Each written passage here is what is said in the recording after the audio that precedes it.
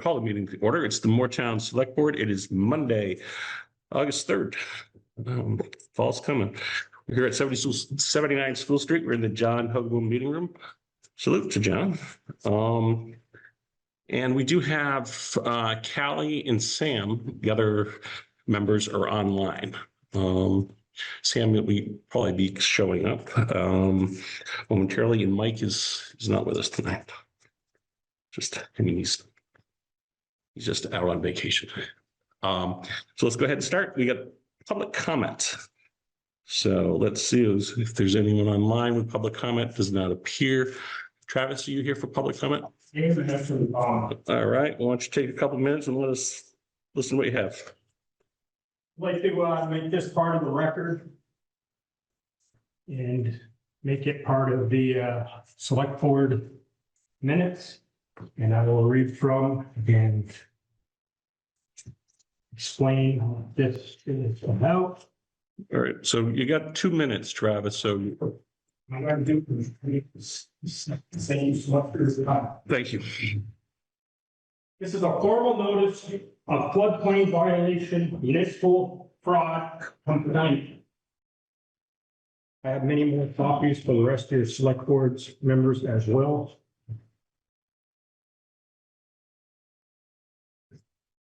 Fill and raising of flood elevation of Cox Brook. This is exhibit B. This whole pamphlet is exhibit A, exhibit A. Complaint of floodplain violation. Jeff Martin. Span ID number 408-127-10488. This is submitted from Travis Blodgett. For the record, my name is Travis Blodgett, and I am submitting this form complaint of what may be a violation of with photographic evidence to be permanently attached to tonight's minutes as exhibit A. The town of Moretown has actively participated in the fraudulent activity and trying to cover it up across these 2 separate parcels. There's actually 2 parcels involved, but right now we're only talking about Jeff Martin's parcel. The other parcel is going through a development review board right now, and there is part of this evidence with them. The fraud is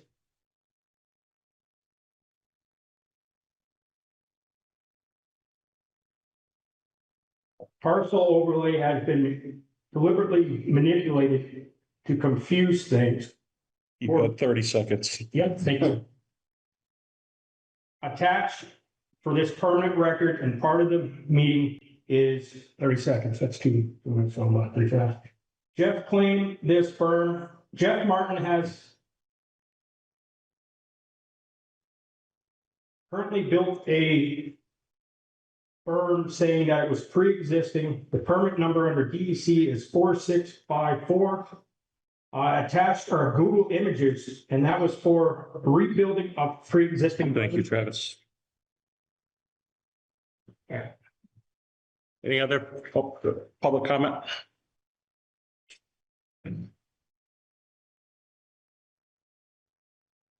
Thank you for your time. Thank you. Seeing none, we'll continue on the agenda. Candace White, our state rep, discussion on the school. Candace, why don't you come on up?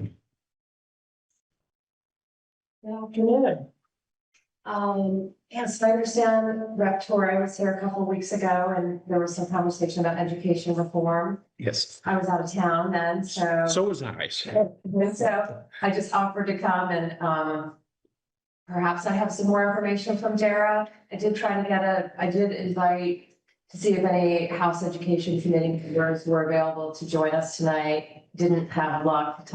Tried 3 of them. They're all doing their own thing. But anyway, just wanted to share a little bit about education reform and where we are now with things. And if there are specific questions from the select board that I can't answer tonight, I'm happy to go back to House colleagues and get you some answers. But basically, we passed Act 73 at the end of last year's session, which was really kind of starting us on this road to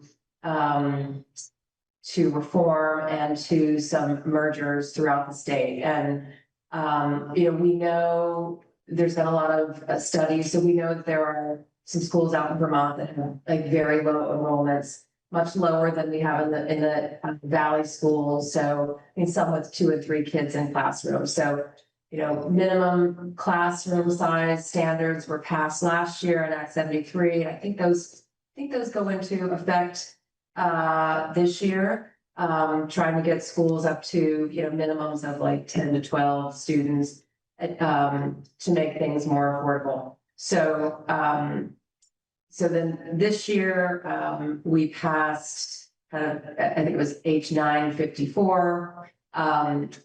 Year 2 of education reform, and some of the major changes from last year.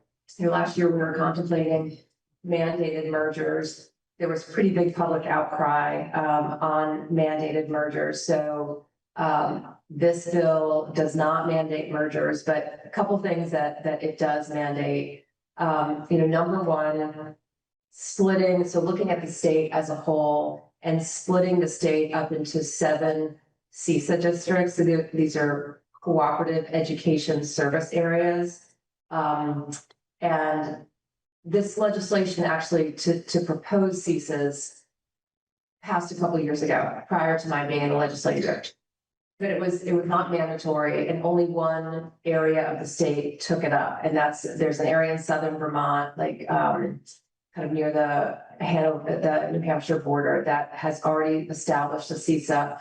And so these CESAs, so that's happening, and they're seeing really good cost savings already in southern Vermont. Can you explain it again a little bit about a CESA, what it exactly is, please? Thank you. So we talk about scale, how we're going to achieve affordability by achieving scale. So we've got, fewer buildings, more students in buildings, in each building. So CESAs are kind of helping bring scale to the public schools as a whole. So for example, we know that mental health costs are really high and driving costs up in schools. We've seen mental health needs increase since COVID. And the federal government was paying a lot of those costs through 2023. They stopped paying for those in 2023. So those costs went back on the general fund for the state of Vermont. We know that special education costs are very significant in the state.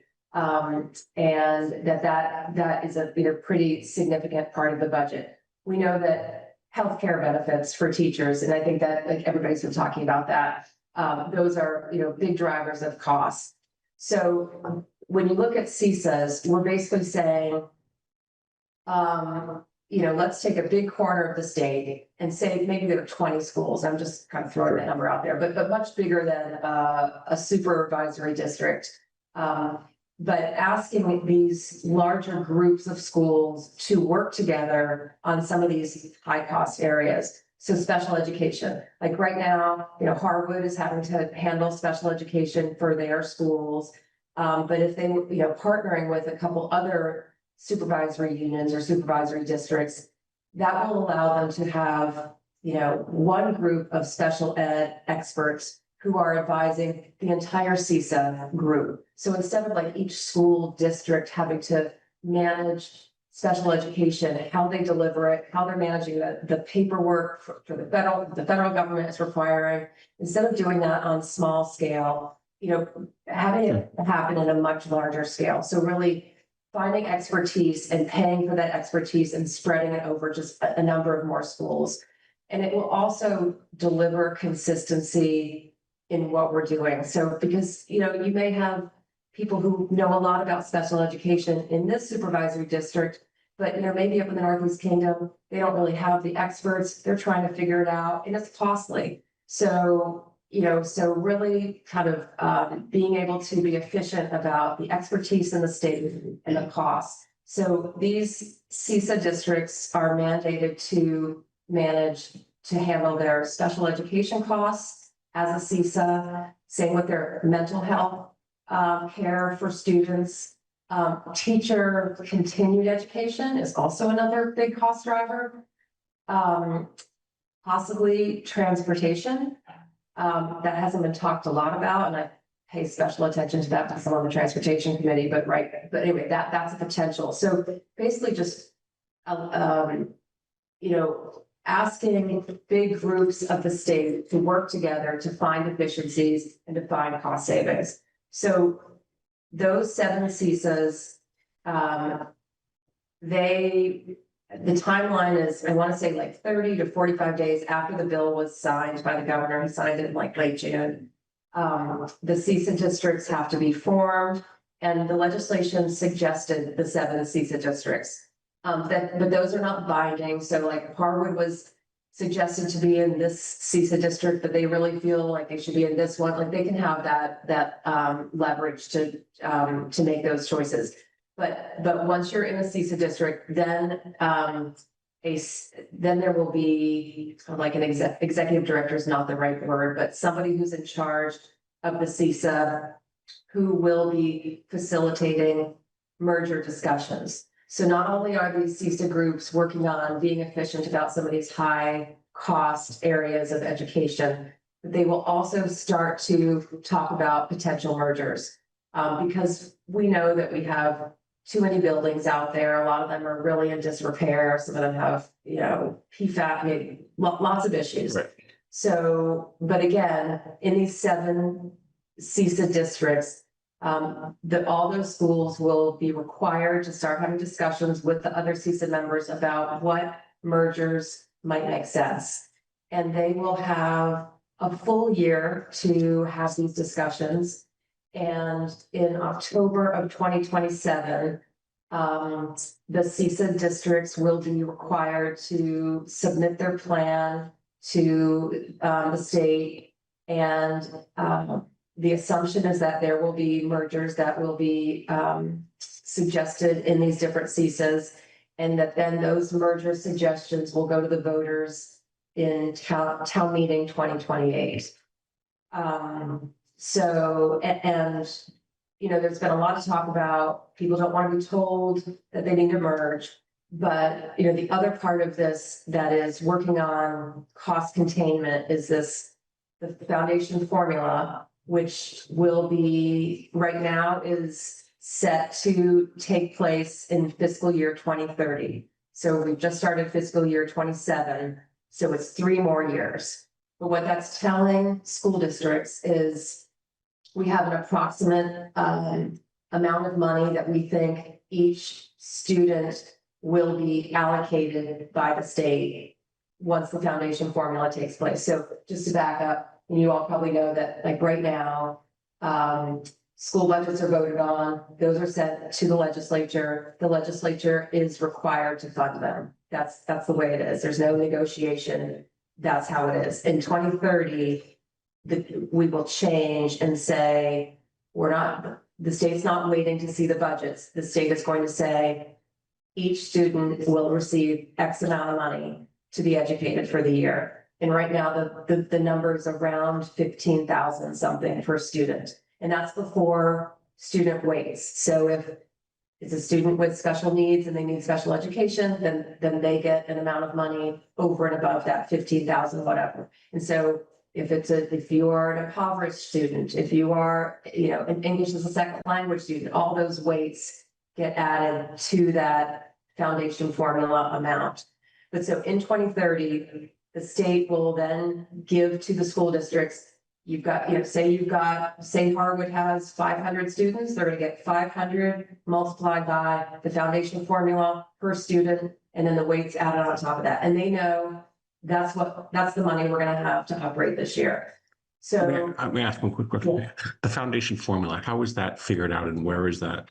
So there is a consultant at UVM who's been working on this foundation formula. She came up with a proposal last year of the 15,000 something rather. It is still being worked on because they were trying to make sure that all the costs were built into that number. So that is, I want to say we're going to get a report in December on the revised foundation formula recommendation. Tammy Colby, I think is her name, and she is at UVM. And so, I'd say the joint fiscal office at the state is working pretty closely with her, and then the education committees and the Ways and Means Committee, like the money committees. I haven't gotten too in the weeds on that. But so schools are now seeing what, they're getting an idea of what the foundation formula is going to give back to them. And so some of them are able to see, oh, this is going to work fine for us right now. We don't need to make any changes, or, oh, this is going to be a big change. We need to be talking to other schools about how we can maybe merge. So I think that's the foundation formula is kind of like the driver that will incentivize these different CISA groups to start thinking creatively about how they can be more efficient as a group. That's kind of the big overview right now.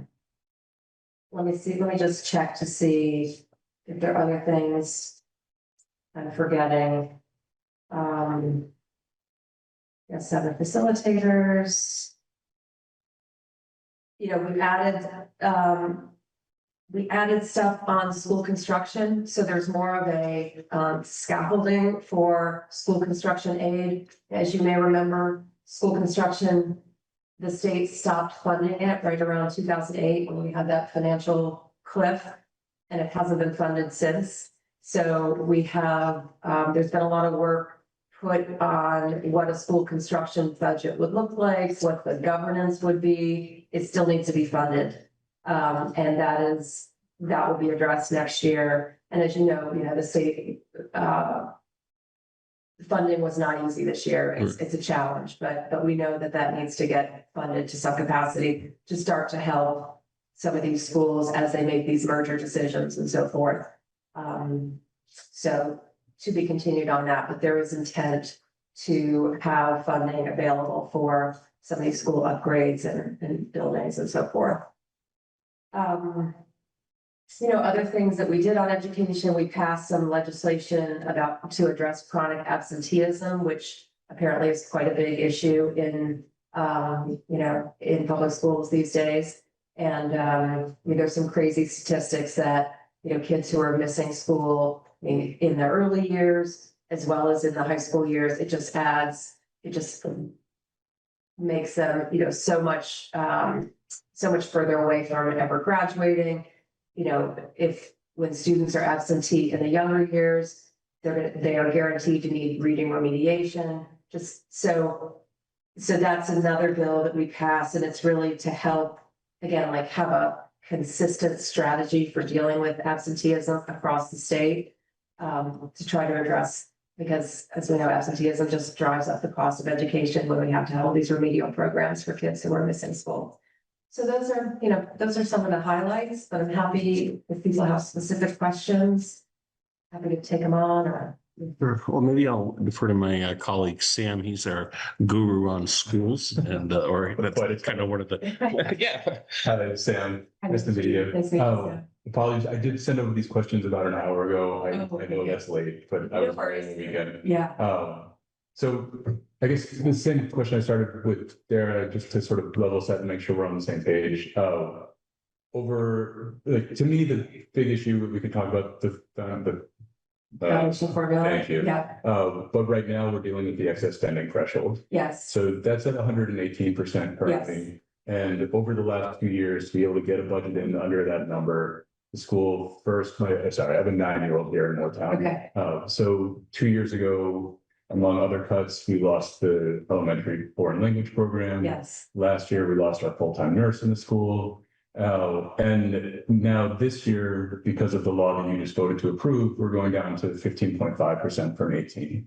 And because of that, to try to get a budget in under that number, our district's looking at cutting extracurricular sports, we're looking at cutting AP classes, we're looking at cutting arts programming. So where I want to get a sense of, and that number is going to go all the way down to 112% by 2030. And we switched to the formula, but the formula at $15,000, we're currently at 16,500 per student. So that's even without talking about any inflation. Right, That 15,000 is going to be a huge cut. yeah, So what I want to know is, like, given that the majority of these educational costs are coming, like, they're mandated to the district by the state and the federal government.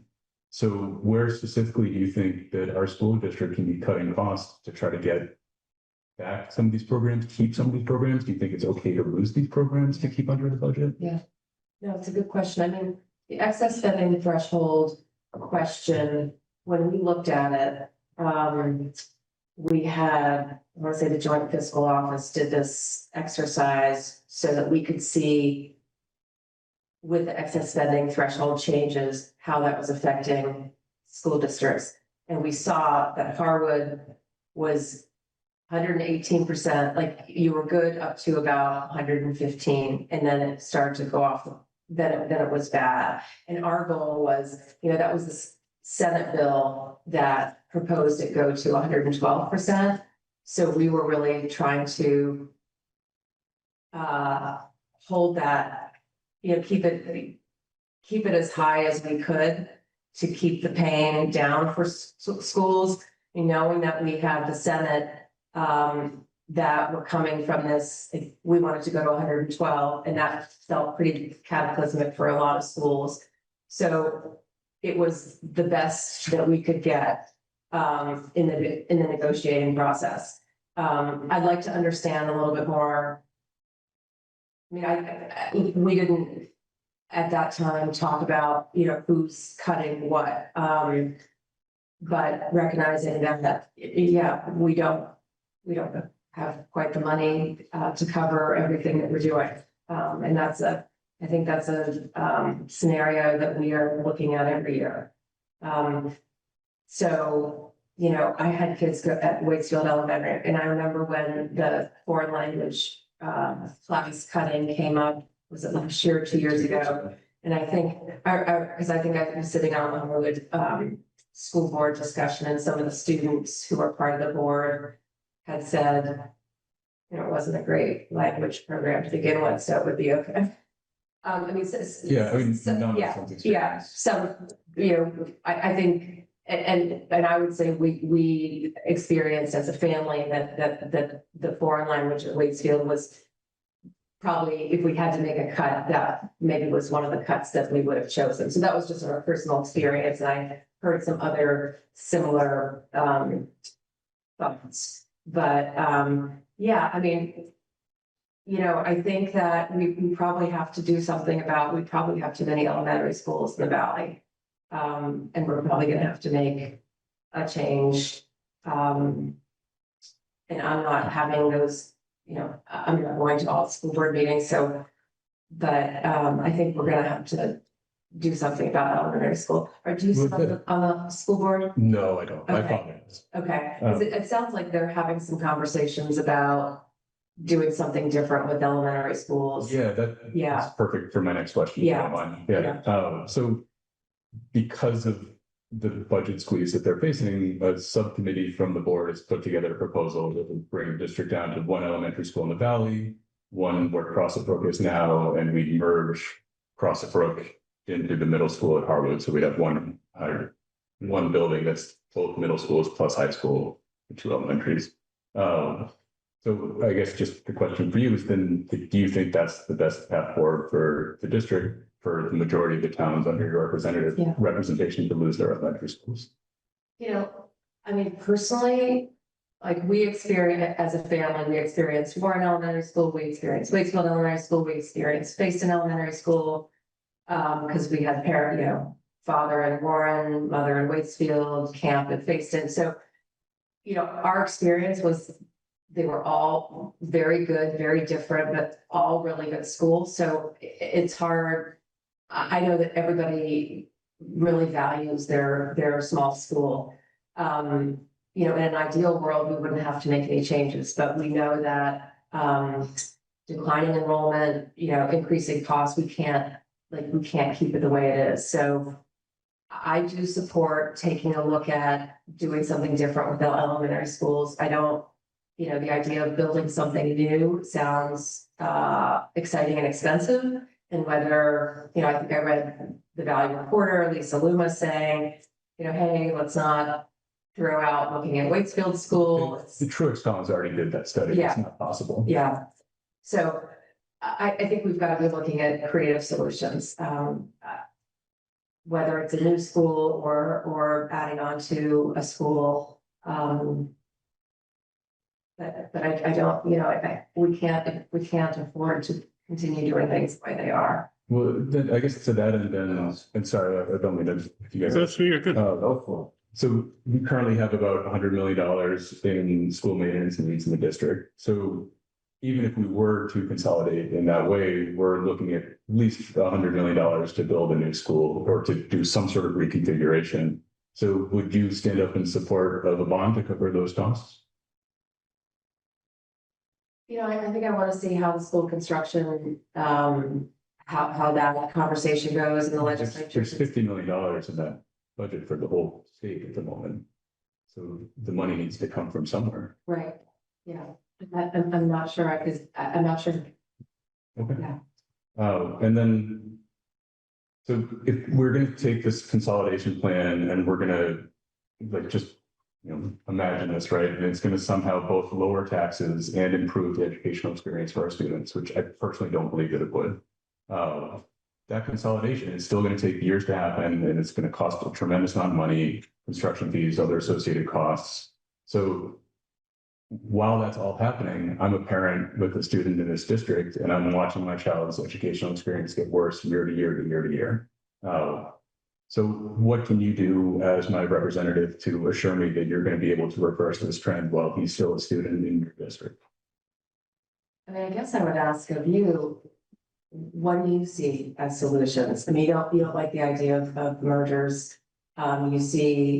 You are saying that your child's education is getting worse every year.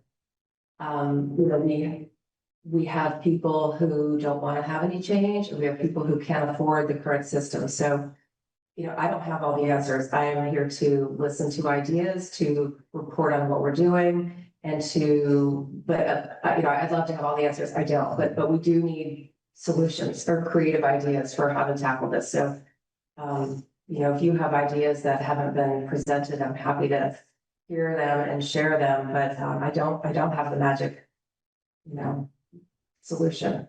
Okay.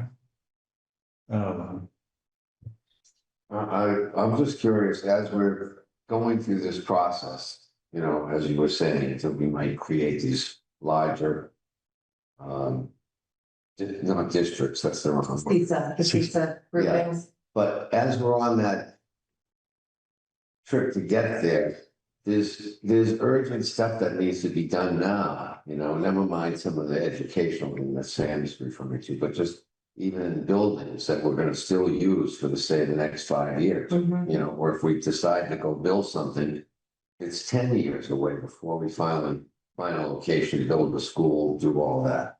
So what happens to Harwood that needs work, or, Moretown, the different schools that physically need work right now? Is there any talk of how we do that?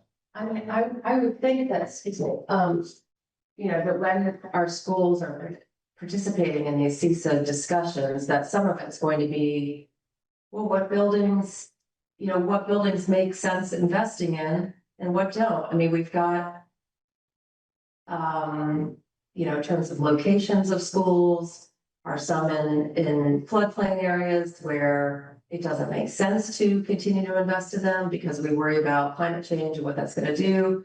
Do we have some with, materials in the building that cause safety issues? So I think it's an opportunity to start putting everything out there and saying, well, this is Harwood, for example, this is our high school and it's got a leaking roof and whatever. So that probably makes sense that we need to make some investment in there. But I think, deciding when you're looking at some of the elementary schools, there's probably gonna need to be some discussion about, which ones make sense to invest in and which ones we say we move away from. And again, I don't have the answers, but I No, think that we should be putting all those issues on the table to make some, to help with decisions. No, I understand that. Yeah. I'm just saying, like, now, this year, whatever, the leaking roof at Howard is a perfect example. Yeah. Like, or, some of the physical Yeah, things that have to happen, while we're having all these discussions. Yeah. Meanwhile, there's repairs that need to be needed, whether the building is, the high school moves to Montpelier or not. yeah. So I was just wondering, how's that gonna happen? It's Yeah. not really, Yeah. doesn't sound like it's really even in the budget to do. And I don't think the state's giving that 50 million is an earmark for school repairs, is it? I mean, it doesn't sound like there's any money right now. Yeah. And I guess, I think, Dr. Lightlighter has been, he's in pretty good contact with the legislature and with some of the policy they're talking about. He's, been involved in the different committees on continuing, the future of education and so forth. So I'm going to assume that if there's a conversation, if a decision needs to be made, like Harwood really needs to do X, Y, and Z, it's going to affect our spending threshold by this. I think that we could have a conversation with some people in the state to get some guidance on the best way to move forward. We're talking hypothetically, but I think that I would certainly support, getting some guidance as we are in this bit of an in-between phase, with the goal of trying to get to a better place. And what does that look like for you? Like what's an ideal outcome here? What would you be happy with? And I guess there's sort of two parts to that, right? It's like, there's the future, like if we can just push ahead 5 years, but I share the same frustration with Dara, but what I'm not hearing is what we're going to do for the kids who are in this now, right? Like why is it okay to just say, okay, in 5 years, we're going to be in a better place? Like, these kids are still going to school for those 5 years while things are getting, like, why are we punishing them for 5 years? I mean, the schools are operating, they're not, so I'm not sure. Do you not accept that, like, year to year, they've been worse over the last few years? I guess I wouldn't say that I have experienced that. Okay. I mean, my kids are out of college, so they've gone through that, but I don't have kids in the school system now, and I certainly talk to a lot of parents, but I guess I haven't heard a lot of people say that my kids' education is getting worse every year. Well, I would encourage you as our representative to go to the school board meetings and talk to the finance director and find out what's on the table for this session. It's not good. All right. Well, Candace, I appreciate you coming. I know you've been kind of you're the only one here, so you're getting all the questions, but we just want to make sure that we're putting ourselves in a position to that we're just not reacting to things. We're trying to be a little proactive here. As you mentioned, we're very defensive of our school and what we have for obvious reasons. And so, yeah, we're really and we want to work, with our legislators to try to figure this out. These unfunded mandates that we get really are, they're tough to deal with. And when we start talking, we have consultants at UVM figuring out what we're spending or how we do, how much time do they spend here in town and for each towns, or are they just at their computers at UVM figuring it out? There's a lot of difference between real life and kind of what they're living there. So, I encourage you to, those type of questions and saying, that's good, but what else is this consultant doing? How can we make this real world, if you will? So I thank you. Thanks for your communication. I, hope in the future, as we get, or you get more information, you can come in or get some of your colleagues from the school committees to come in and just keep us informed and let us know what we can do. As these districts are not districts, CPACs, is that what we Season. CISAs, I deal in different things. So yeah, as they get formed and how best to form those. And during the session, things are pretty busy. I think Dara and I joined one or two school board meetings over the session. I'll certainly go to one in the next month or two. Dr. Mike and I are in touch on a fairly regular basis. And I'm happy to come to a school board meeting anytime. We also, I want to say 2 falls ago, I guess it was spring. Anyway, we had organized a forum at Harwood to just talk about the initial plan that was put out by the governor and so that we could hear people's concerns and ideas, and, happy to do something like that again. I mean, I don't want to I am one person in a 150-person state house. I sit on the transportation committee. I do as much as I can to be involved in the education discussions, like this organizing meetings to just so that we could get the information that is being discussed in committee. So I'm very committed to trying to get as much information from my colleagues to share with, with constituents. My goal is that we have children who get a great education in Vermont, and that people who live here in Vermont aren't saying they have to move away because they can't afford their property taxes. And those feel like two different sets of people sometimes, but I know we all want I think we all want the same thing. We want our kids to have a great education. We want people to be able to live in Vermont and not be driven out because it's too expensive. So that's, one of the big challenges. Good goal to have. Yes. So thank you for having me. And, again, if there are more specific questions, I'm happy to try to get them answered. Some of these more kind of hypothetical or, big picture, what do you want? Those are hard to, come up with something that's really kind of maybe would be satisfactory to, but, we're trying. Yeah, thank you. Thank you very much.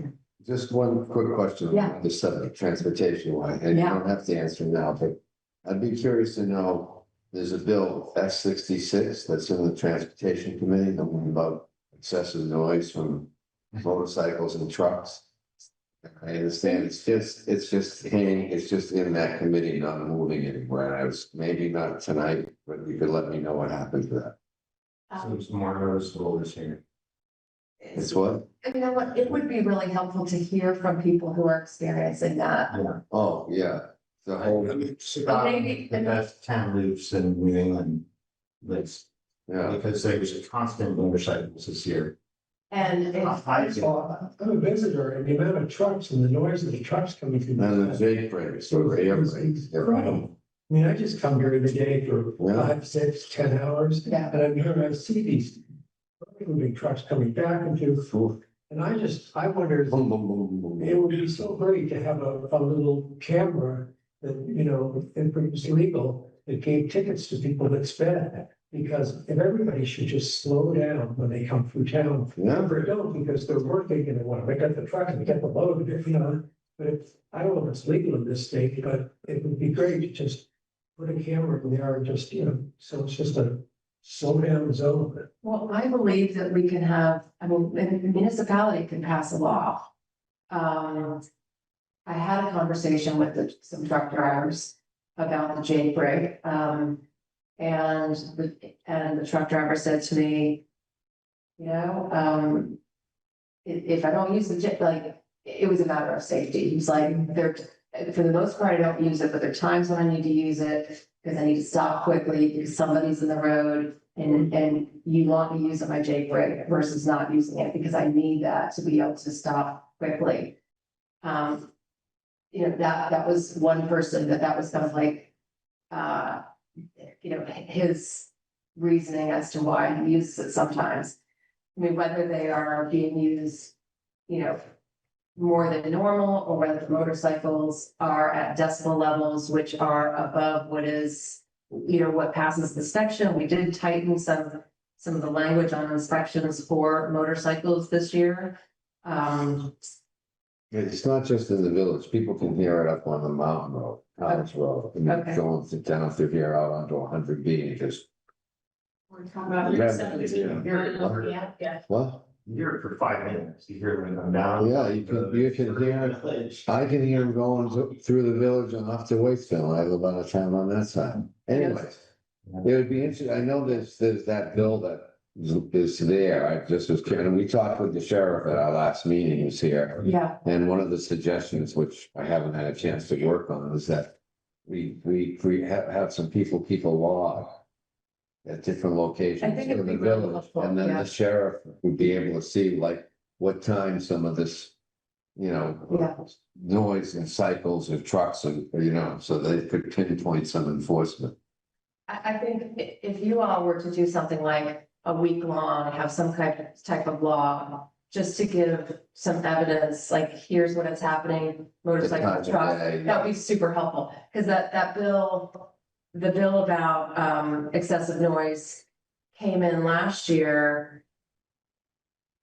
I just said that I haven't heard I really haven't heard complaints about this, so I'm not sure we're having this issue in my district, but if you, sounds like you're having it. So if you could, yeah. You could talk to people. Portfolio on there. You could- I do, yeah. Thing. And for Route 17, Yeah. the same goes for Route 17, people heading up off of Yeah. Route 17, Facein, whatever, Waitsville, Facein. Yeah, yeah. Anyways, I know we. Anyway, if you want to collect some information, Yeah. and pass it to me, that'd be super helpful. Okay, Yeah, well, we're gonna pass it to the sheriff too, yeah, great. but it's on the list to get organized, yeah.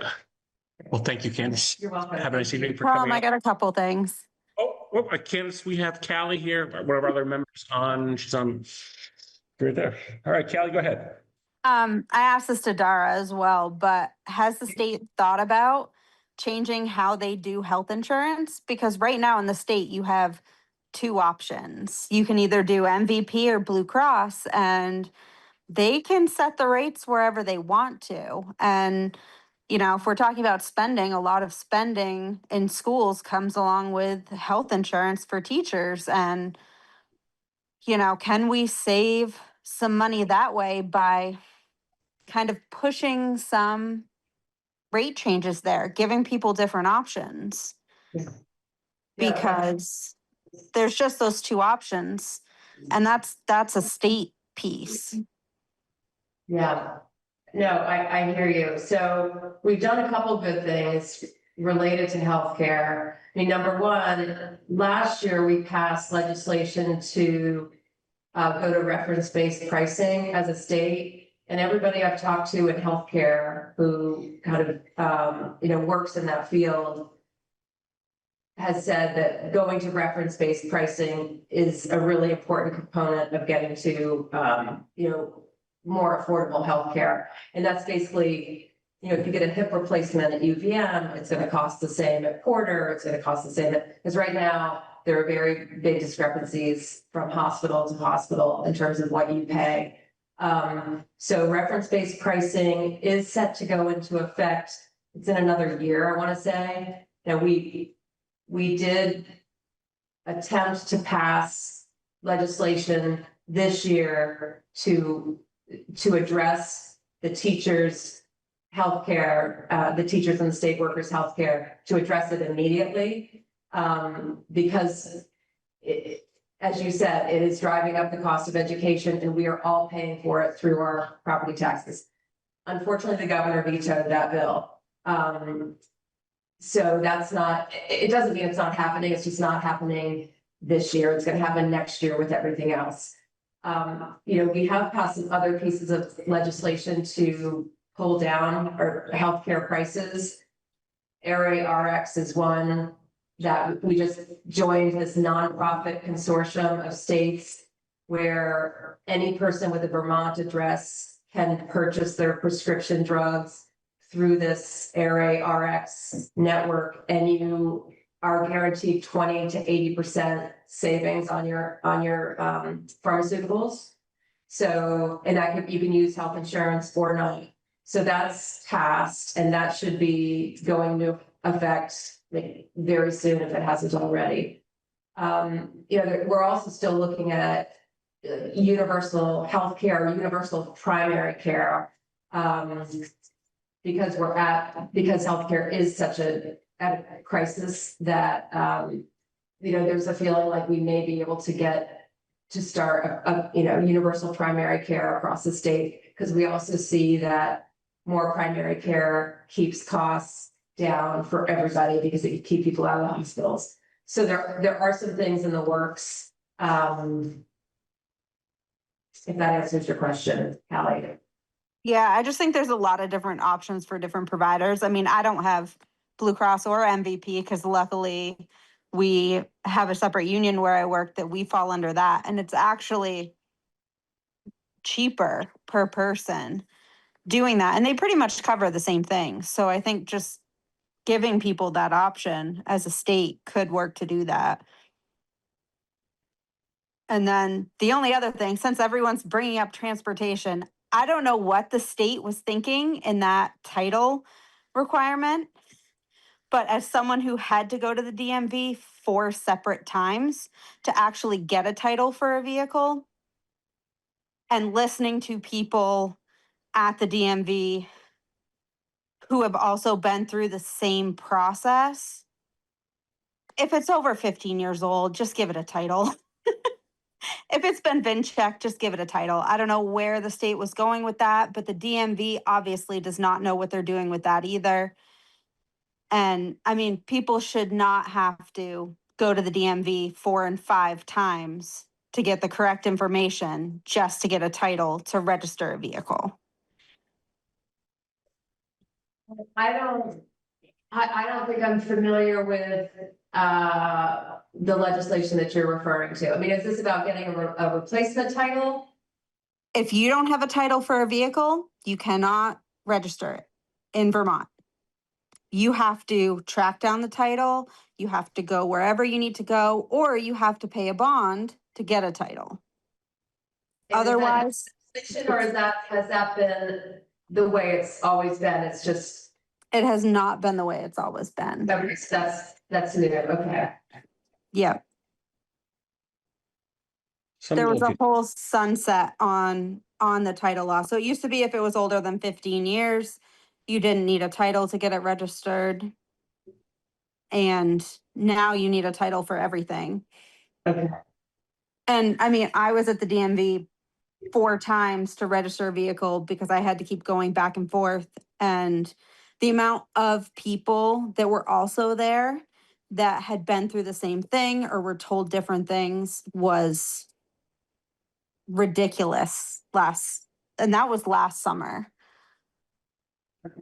I'm not that familiar with this particular part of the DMV, but Callie, if you wanted to send me an email, just kind of summarizing your experience, I'm happy to talk to the commissioner about that. I haven't experienced it, and this is the first I've heard about that. Yeah, I actually had to email the commissioner Did email the commissioner. because it took forever and had to work. Actually, the only reason that this went through is because he sent it to the director of operations in Montpelier. Okay. And we went back and forth for probably 3 weeks. Okay. So If you wanted to send me that, again, I'm happy to kind of, represent your frustration to them. yeah, and it wasn't just me. I think in the Yeah. 4 times I was there was probably at least 10 to 15 other people there having the same issue. And this So. is last summer? Yeah, this was last June. Okay, I mean, the one good piece of news I can share is that the My DMV website has been, DMV went through this very big modernization project. It is finished and it's a really nice new website. You can do a lot of things online that you used to have to do in person. So, I've had some good experience with that, actually. Yeah, it's not gonna Yeah. work. Theirs is still wrong because when I went to register my motorcycle, it said I needed a VIN verification. And so I got that done and I went in there to register and they're like, oh, why did you do this? You don't need this done. And I'm like, it says it on your website I needed it, but okay. Okay. All right, well, thank you, Candace, again. We'll let you get back to your evening. We'll move on as well. Thank you, Callie, Thank you. and we'll talk to you soon. Up next, moving right along, Mr. Charlie Love. Charlie, why don't you come on up here to the table? Get to experience a little democracy Vermont style, Charlie. Yeah, it's good. It's been a great meeting so far. All right, Interesting. so, Imagine tackling the whole school issue and yeah. how different that must be. Yeah, it's been quite a thing. So, Charlie and I got to spend last last Tuesday in court? Last Tuesday in court. Yeah, so we had a pretty good day. It was great, but you have to put such a difficult situation behind us. Yeah. And now move forward constructively to fix that building and all the other ones in town, which isn't part of this, but that's what's happening. And, you know, bottom line in one sense is I've come to town to do something that's, you know, better for the town in fixing all these buildings up. And I want to do it the right way. I want to involve yourself and anybody else that wants to be involved on the select board or in the town in regard to 1013. And so I proposed myself as the general contractor to do that work, and the experience that I have, I put together a little folder. The experience is not vast in construction, but I did purchase a property in Los Angeles in 2004, and then I renovated the property, and I made this photographic album, which is interesting only because in my work as a location scout for TV commercial directors, before digital photography, we used to have to go take pictures, print the pictures, and make little books like this. And then at nighttime, we'd make these books and we'd give them the next day to the director or FedEx them to the ad agency in New York or Chicago. And then we get feedback on what they thought of the locations. Now you just go with your camera and pretty much hold it up and they all look at it and it's pretty instant. But that's an old school way, and it serves a purpose here to show the extent of the renovations that I did to this particular house. And at the end, there are large concrete retaining walls that I also was the GC for. And it's been a great experience. Doing this project across the way with what needs to be done in the court order is nothing as extensive as this was. This literally took the house down to the sticks, putting new wire, new plumbing, new sheeting on all the exterior of the house for the shear factor. Built 3 caissons in front that were hand dug, 142 feet deep by 3 feet in diameter, done by a little jackhammer, and a smaller person down there, literally lifting up the buckets and 5-gallon buckets and dumping them down a cliff, and taking about a week to do that one caisson or pile, and then bringing in steel, so number 10, number 12 rebar, just big steel, putting it in there, building the cages, pouring it with a cement truck, completely renovating this little house, which was in such terrible way when I purchased it, and now is terrific. And that was a good experience. I liked going down to the Los Angeles Department of Building and Safety, filling all the permits, getting involved with the engineers, whether that be a civil or a structural engineer, and looking over plans and doing the work. So I didn't feel ill-equipped to come here and look at what was necessary for that building. And I understand the town's frustration with the way people the way Frank and his handyman had patched things together. It's basically ridiculous in so many ways. But that's an old man and somebody that didn't really know what they were doing or do a very good job. So as I mentioned the last time I was here, it was difficult to find builders, and I've made a number of phone calls trying to get some builders. And you weren't at the meeting, but I had a list of different people that I'd called in the valley and around. People were saying, well, next year, or maybe the end of the season. It's pretty discouraging. And then one builder in town, probably Jeremiah Rutledge, who builds houses and has been doing building for a while, suggested somebody, and that person came over, and I liked their conversation, and I said, well, I don't have anything to lose, I might as well give it a shot. And off they went, taking the building apart and being very thorough, doing a good job. And I could see that they knew what they were doing and the way that they were working, the way they were putting it back together. And there's so much more in that building than what's required by the court to get repaired. And, you know, there was just one area is the back of the building where there was a deck and a hot tub, and then the sill was all rotten, the beams under the house were all rotten, and we put that new beam in structurally underneath on the posts underneath the house to support the whole structure. And so we're going above what we need to do in the court order. But while we do that, and we've basically taken 80% of the back of the building apart and then reconstructed it, plus the porches. Where we're at right now is we've done the porches on one side, we need to do the porches on the other side. So we're in the thick of it. We're doing well. In the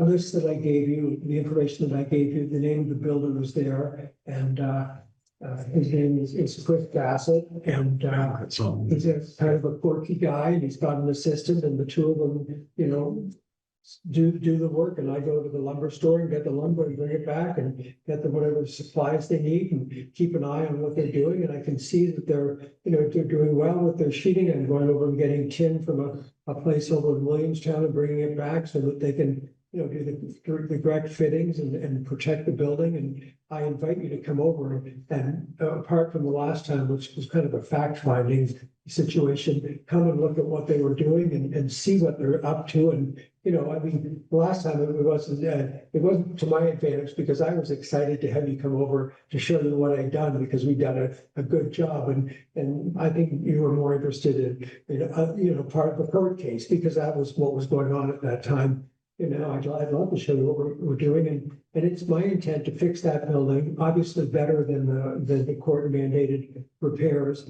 but to fix it so that someone else can come along, purchase the building, continue to fix it. In the court order, it's stated that I must do another. I've done one assessment of the building with a mold remediation company, and the report is in there. I did it in 2025.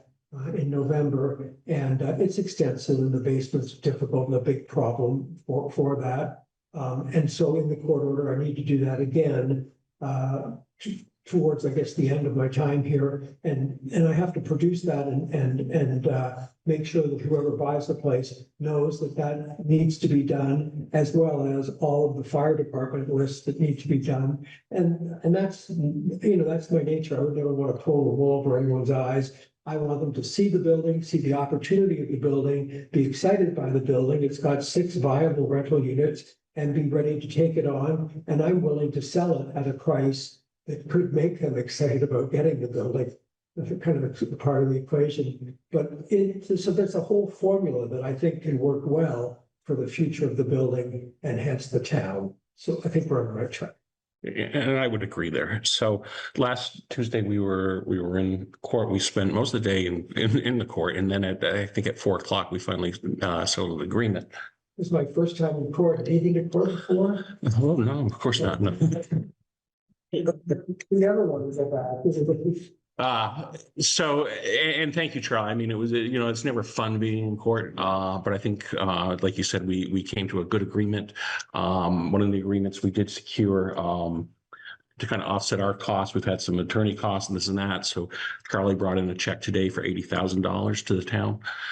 So that's been put in the bank. And thank you. So glad to do that, really, because, you know, I know that Frank was difficult. I know much more than I knew previously to coming here, but and all the difficulty and the legal costs and stuff. So I'm very happy to do that. And one thing I'd like to do tonight is in the court order, we need to approve a general contractor, and I'd like to approve Charlie for that job. He's demonstrated through the course of this project as we walked over, we've seen a lot of work going on and what he's doing with all the other buildings, although that's not part of the court order. But we did need to approve someone, and based on our conversations in the plan that we have set forth, I would move to approve Charlie Love, the general contractor for the Piazza construction. For a second. Second, just quick question. Yeah. Any further discussions? Yeah. So, I mean, Well, actually, let me take a vote on that. Is there any other further discussion? All right, yes, go ahead. No, I just had to I just formalize. thought- Yes, good. so obviously the violations noted, because that's just being rolled into the larger project, because there were so many other items that, you know, have to be repaired and fixed, as you've already found and you're already doing. Correct, correct. So in the end of it, the hope is to get it at least deal with the health issues, some other issues, and then have it, put it on the market for someone else to do the final renovations and repairs. So, Correct, and hopefully that person is excited enough about the building that they do get into some renovations to make them kind of better units, whatever that might be, because the last time anything was done in there was Frank and his buddies when they were 30 years old in 1971 mhm. with, you know, tie-dye shirts and bandanas and skill saws, so it's Yeah. time for someone else to have that same excitement and come along and Right.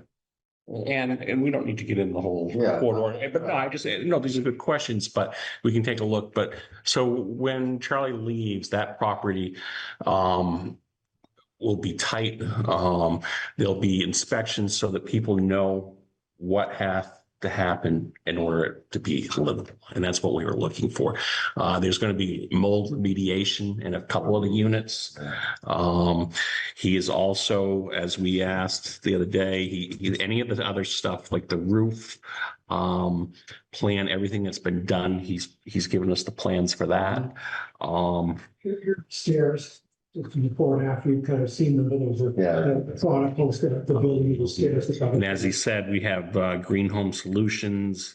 I think that's who we decided we are going to use, or you were going to use. They'll come back at the end of his tenure and go ahead and do another assessment. So that goes along with the listing of the sale of this home. And at the end, we actually, and a couple of us can go back and go through and inspect to make sure that things are done to the court order. And that's all the stuff that, you know, we've been talking about for the last year. So it's been really, it was just a long time to get to what we already, the process where we were. What we got there. The building will be so much better than it has been. What's your schedule? Sorry to interrupt. What's So my intent is to leave Vermont at the end of the first week of October. So I have a little more time, and if that doesn't work out, I'll go for Canadian Thanksgiving weekend with my family, and then I'll come back and stay till the end of October. And I believe by then I can get all of it done. And also the majority of these other places. And we have, I think the October 30th was the date that we put in there. But there are some outs for Charlie in case, there's some unforeseen things that happen that just can't. schedules can change? Hopefully this guy who I like a lot, he's a good old Vermonter, but hopefully he doesn't just walk off one day or something. So, As long as you continue to pay him. So we got a motion on the floor. So any other questions as far as the motion goes? All in favor of approving Charlie Love for the GC? Vote aye. Aye. Aye. All right. Charlie, was there anything else that we needed to do here or? we can look at the list which I have back here as to when I need to perform by certain items, but I think we're ahead of schedule and Yeah. in a lot of ways. So it's good. You guys can keep the picture books if you like. And I will continue. I will send everything that has been presented here digitally to the office here and to Ron and Norm. So Thank you, Charlie. okay. It's good to be on Yes. path to recovery. Yeah, no, I think it's real good and I appreciate your time and working together and Those departments get back to you. It sure will. Absolutely. we'll get that beer. Take your photos. We don't need to keep those and those are nice. Thank you. Thank you. All right. Are we moving for time? Maybe we can jump ahead to Kristen calling. Actually, I thought we would leave them for the last thing so they can get a feel of the meeting. This is Dave. This is This is what they do. Thank you, Charlie. Cheap date tonight. Right. Get an ice cream. Now you're small. So you guys looking to change the name or you guys can roll up? You're up. Come on in.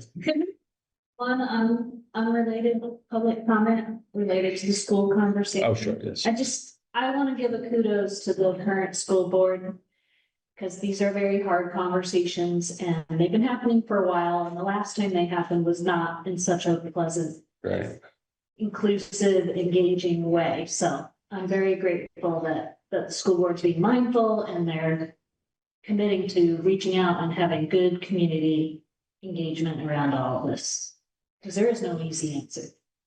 I would certainly agree. And I thank you, Sam, for your questions and for keeping us straight and honest on this stuff and up to date. Thank you. Yeah.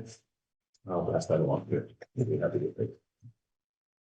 All right, so big name. That's what they do at Saturday nights. Sam brings them over. All right, you want beer? You gotta watch the meeting. They rewatch the meeting, so that will be this weekend. That's scary. Yes, so. Our date night joke is bad enough. Yeah, so we live now off of Pony Farm Road in Austin Heights. And we purchased at the beginning of the year, January, the end of the driveway, so. Driveway or private road, whatever you want to call it, the current name's Austin Heights, and our goal is to find a different name and didn't really name a certain person, but was just more fitting for the village and the community. So at town meeting, I believe it was, or pre-town meeting, I heard a reference to the town of Moretown and, the village being referred to as the Hollow, which is where we came up with the name Hollow's Edge. Because it's right on the edge of the Hollow. So, You can see. yeah. And we didn't really see any friction on the Google Maps in the area for other names that might cause a conflict with it in Moretown or in the valley. So, I mean, we had a lot of other probably bad names or funny names, but this was Do share. Our doctor suggested loose chicken lane yeah, to go with the loose cow lane up the road. Oh. further down. And then she could. give I'm you liking chicken- that. She could give you the chicken story, but yeah, she's currently only 4 chickens left. Loose chicken leg. I make a motion. So can we do this? It's all right for us to change roads. And Carol, is that something that we? Back with Carol, yeah. So yeah, Carol Yes, suggested. when this came up, I reached out to the 911 folks and they pointed out that it's not really a private road because there's only one house, but there are now 3 dwelling units at that site and there's the potential for another structure at some point. So I will reach back out to them and let them know that it's already done, they should just like to change the name. Yeah, so I think we're fine with that as long as it can be done legally and that it's not. Then you do it with 911. I think that's Right. Yeah, I guess that's the other part of the story that I've talked about over time and not tonight is that we did take our current dwelling, which was essentially a duplex, and take the other side, our tenant, who we bought the house from. 8 years later, moved out last November, and so we turned that whole site into 2 units, and one is brand new construction, 1 bedroom, 800 square foot walkout apartment, and then the other is a 3-bedroom, 2 bath, so. And our goal, as you'll see in our write-up, as we write it up, is to get locals in there. See, I think you have written up We something. wrote it in the farm email, just to kind of. Okay, that's where I The saw it. idea, yeah, but yeah, our goal is to get locals in there. And we might stair step it and do like a seasonal rental and a local, and this really is important to us that everyone gets along, which is a tough ask in this state, given the tenant landlord laws, we really have to make sure you. Get the right person. Yeah, so that's kind of the goal. And we're finishing up now that we're redoing the culverts on the driveway and having spots. We got a safety permit approved on last Friday and we water and septic approved last week at some point. Now, other Austins, have you talked to them about the change at all? No, Uh, I don't know why we would. No, I just curious if you have, you don't have to, no. I don't think so. If anyone, it would have been Maryland. Because it came out of it was a grandchild, it wasn't named because of the Okay, Helen and Well- Darren. Was my understanding. Yeah. yeah, no, I was more, wasn't so concerned about the Yeah. heritage, more like someone's, mail or things like that, that would be. Well, we did think about Hollow Hill Road, but Hoover Hill Road is right next door, and we thought that would be. It's a problem. Yeah. No, we have not. Yeah. All of that. So Carol, what is the process with this then? You need a foster care. I think so, dramatically. This is D9 111 and having it moved and then just making sure the post office understands that although the mailing address is The same. Austin Heights. Yes. It is, and the deed is everything. Making sure the post office has. Yeah. And I did speak with Chris Austin, who at first was a little alarmed because he thought that the change was gonna be for Pony Farm Road. He had to set it out, but when he realized it was Austin Heights, he. Yeah, we'd have to change Pony Farm. All right, let's skip a map out. Let's change the number. North Road. All right, Callie, do you have any thoughts or anything you'd say on this? I sometimes forget you there. No. She's like, I'm watching TV. I don't know what's going on there. No. It's on Jeopardy right now. All right, so I'd move to allow the Stevensons to change the road to Martin Boulevard. Martin Boulevard. Hollow's Edge. Hollow's Edge.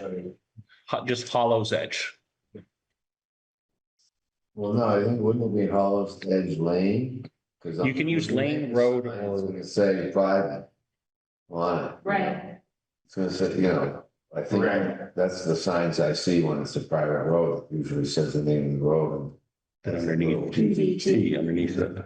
Yeah, I imagine that's what they'll have to have. Whatever Elon Oh, tells us. yeah, there you go. After We Holly's. don't have a giant agenda, so, I mean, road is what sounded flowing. but Yeah. Lane, Yeah, that's. But you prefer road. I think Right. when I know when I did mine, I think you had a choice of road, lane, or there might have been one other way or something like that. Yeah, Oh, lane, but so, all right. Any, is there a second? Don, do you think you can second that maybe? Yeah. Any further discussion on the question? All in favor, vote aye. Hi. Aye. Thank you. You're welcome very much. Thank you, guys. Thank you. And how's the library stuff going? Great. We just wrapped up our summer reading and now it's a quiet month because a lot of people aren't around anyway. Yeah. And then we'll start back up in September with some bike repair and other kinds of programming, Nice. Right, I could use that class. right? I'll do that. And the rec department, you're all, yeah, we gotta get a few more members there, right? we do need to get more members. The focus has been more on preparedness for Morefest, I Yeah. think, because there's not a lot that needs to happen here this year. No, I think, yeah. We did get the trails cleaned up and then the Manor River's coming in. Morefest is on track. Cool. Yeah, Louise is in charge. I gotta follow. Just because you're here. Yeah. Has there ever been any discussion about building some like actual little dirt jumps for the kids in the valley? Like, Beyond the skill part. yeah, like something a little bigger, like a progression up from that. There's a lot of talk about it, I think. What would it need to put So forward? I'm in the, I participate in the Manor River Trail Strategy team and the group committee, it's like a non-official subcommittee of their board, I guess. And we talk about them a lot, nobody's pursuing anything. There was the idea of adding a skills park to Blueberry Lake, but that's pretty far from where people live. Yeah. So that would be more of a destination park. There's the one near the Waitsfield Elementary School, it's really small, that was private funded, that could potentially grow. I had offered that you know, that if we got a proposal here, that we have a lot of land and the interest in creating more warehouse here.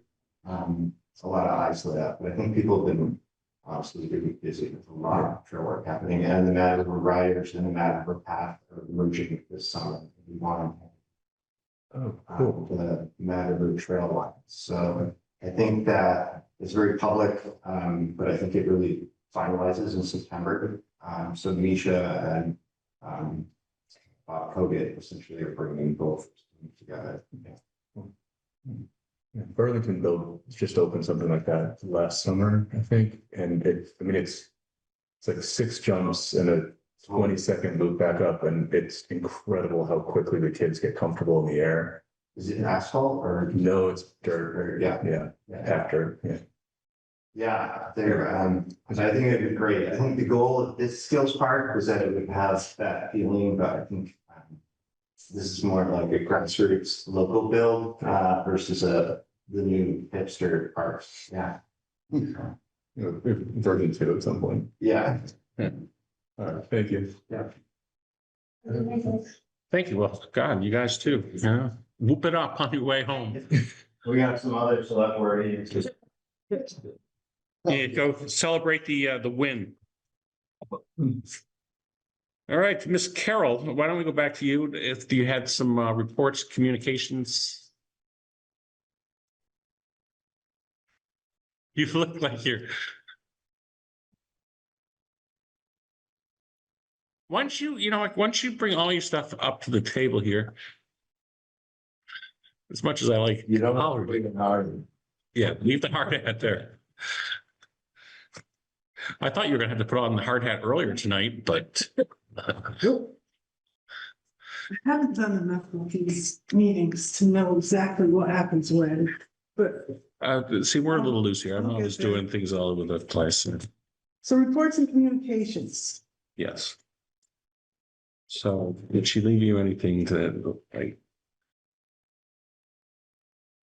Anything, any notes that come from the community or any other things? You know, Anything you have is good. It's like you got a list of stuff here. I do have, well, some of the things are listed on here.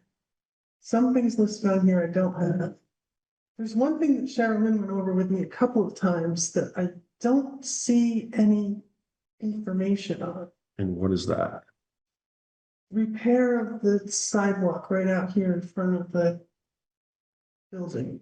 See, and I haven't heard or seen anything on that either, so I have no idea. She called me about it because the contractor came over, because after we had our startup meeting, the first meeting, it showed Ken Roby and Patrick, Props.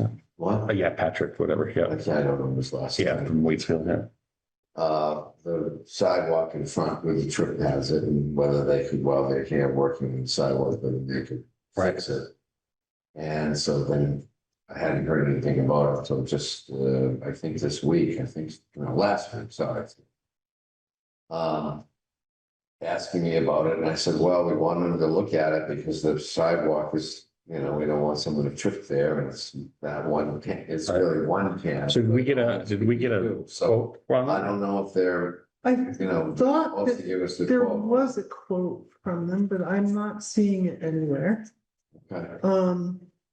And the explanation is that it's more than just replacing that one It's the curve. section, because the curb is separating out to a certain point, and the whole thing needs, the curb, the asphalt needs to be cut, the curb needs to be removed, this concrete needs to be redone, and then the curb needs to be set back in place correctly, and then it needs to be repaved. And Ray mentioned one time when he was here, I don't know, leaving or before, that part of the reason the curb is the way it is because they set the curb and then they put the asphalt in right away, to just hold it in place. And so that by the time they poured it, that had an effect of not the curb not being set properly. So, yeah, so maybe it's a bigger. Do you remember, did you put your eyes, do you remember the quote at all? I did not see the quote. I don't Okay. remember the. I'll follow I up, but can it's, go in and look and. that's see all if right. there's anything on there. we can, Sharon, they're gonna be here for a little while. I mean, I mean, something we want to do. I'll reach out to everyone and let you know if it's something that Yeah. that's real, Yeah, Ken might know about. what it is. All right. I do have. I do need a motion for This is for the salt shed. project manager services with Du Bois and King for the salt shed, yes. All right, so just give you a little background on that. Sherilyn and I chose Du Bois and King. They were at the ready. We had, where state has at the ready and there's approved contractors for different things. We went through, we scored Du Bois and King, and I don't know, I can't even remember who the other people were there, but I think there were either way, we came up with Du Bois and King. So here is the contract. So I'd move that we hire Du Bois and King to for our salt Second. shed manager. Callie, seconds. What, salt shed study? No. Located? No. They're doing the project management, but Oh, because we did get a grant for. yeah, we have like a little over $500,000 grant for this To build the salt. to build a salt shed, So and that they're gonna- includes this. They're gonna put the plans and specs together and then vet the contractors. Yep, do all. Get it out to bid. Yep, and they're gonna get, as soon as we can get this, so maybe we get it started first thing in the spring. So if we do that, we're never gonna move the sand pot. That's. But we have to do it because I mean, look at, the salt, everything that's polluting into the river. I mean, I don't see. If between now and then, and that's what I had asked is, between now and we build it and we move it somewhere else.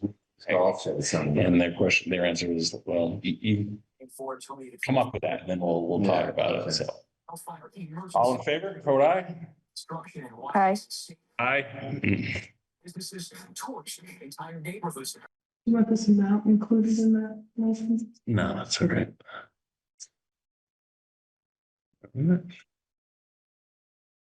What else do I have?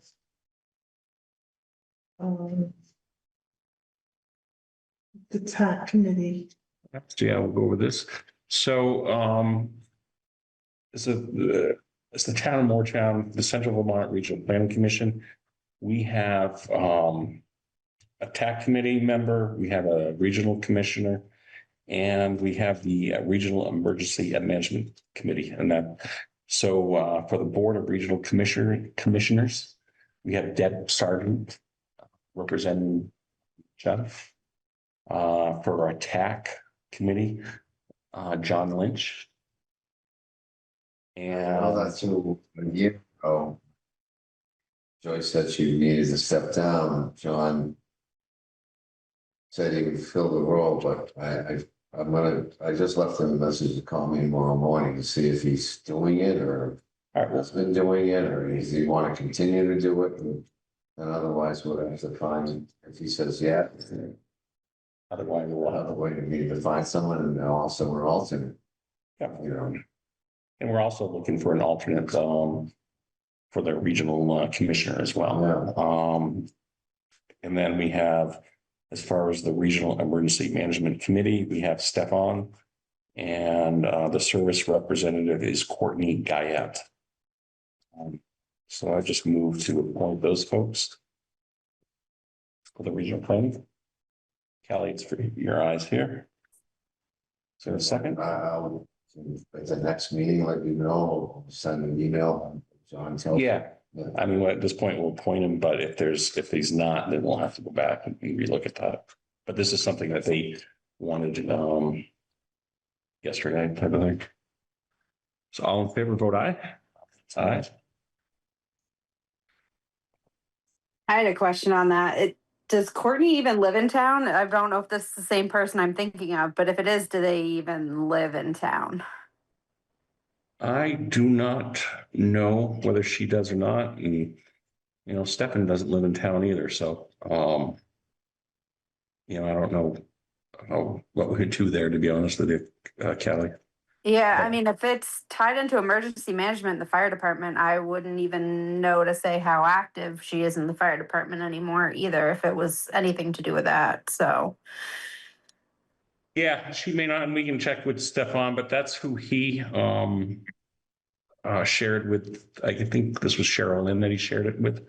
So I'm assuming that's at this point who he's counting on. So I guess we'll go with that. She does have a Waterbury ambulance email, so she may be from Waterbury. I don't know, but Yeah, that would make sense. And if it's who I think it is, I don't believe it's Gaia anymore. oh, it could be a different last name. Yeah. Yeah, So- it's recently married. If it's who I think it is.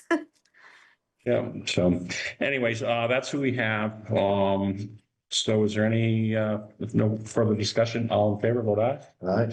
For me, we did, but thank Aye. you. Thank you, Kelly. I don't get signed that.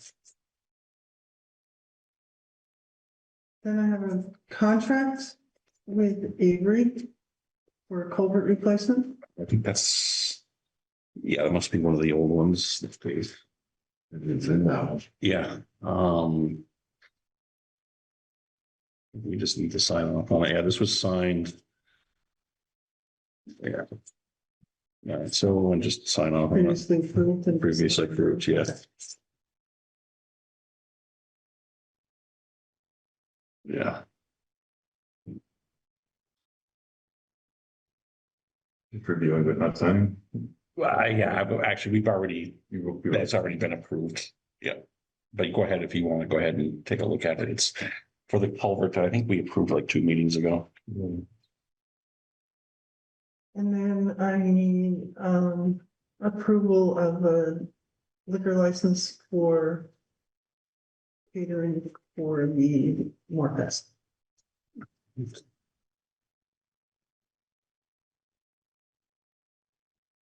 Who's that? which I believe.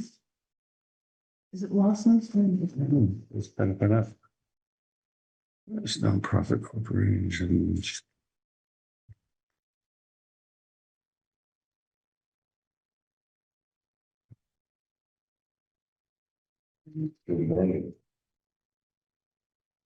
It's not the Morpeth community. I believe it's the caterer that, or the person serving needs to get the catering license. Yeah, because I don't think I know. Surveys usually just cut volunteers, huh? Didn't this entity? No, the license Yeah, is served. Oh, the license to serve. server. It's. I know, a place in Middlesex it should have been. Yeah, I don't- It's a whole thing. One time occasion, yeah, I don't know who the but there has to be a licensed, They the license holder. it says business principal Louisa Wilson. Does she have a? No, I don't know if that was filled out correctly. Yeah, I don't think so. She's just on the committee. Yeah, I'm not gonna sign this until we clear that up. I mean, obviously, we're gonna approve the liquor licenses and more.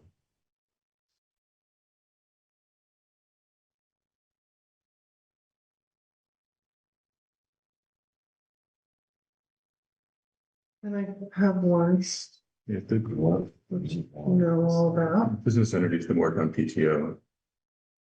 So it's this, they're applying for a nonprofit. This is, Oh, that's the- public utility. But can they, I thought you had to have a liquor I think license, this is the one, or I guess the we're, yeah, I was stuck to the Hooverville town. It's, I don't do this stuff. Right. A lot out of me, but there's a whole separate thing for nonprofits when you're trying to do nonprofit related events. It's the one with- And I would guess that's the form that they filled out and then just got sent over to us. I mean, I can look at DLL's site and see what they filled. I can just be, I know. yeah, just gonna look at it, see what it is. Like Sherilyn, I'm sure she knows what she's doing. doing, yeah, I'm sure it's fine.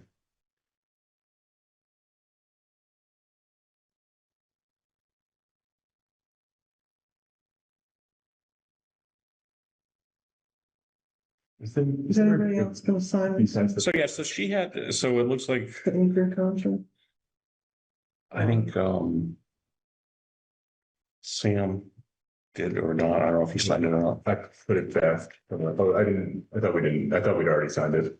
Do I need to No, re-sign you've it? already approved it. You already approved it, but we have. Oh, sorry.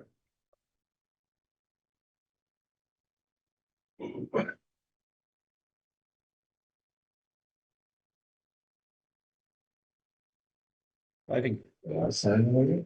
Yes. Sorry, what's the push black line review? it is more, is more 2019 exclamation point. Right, Sam. Thank you. So this, I think, yeah, I think it is, as you said, seeing the nonprofits. It talks about her education as far as getting a pouring license. She did in May. Yes, so.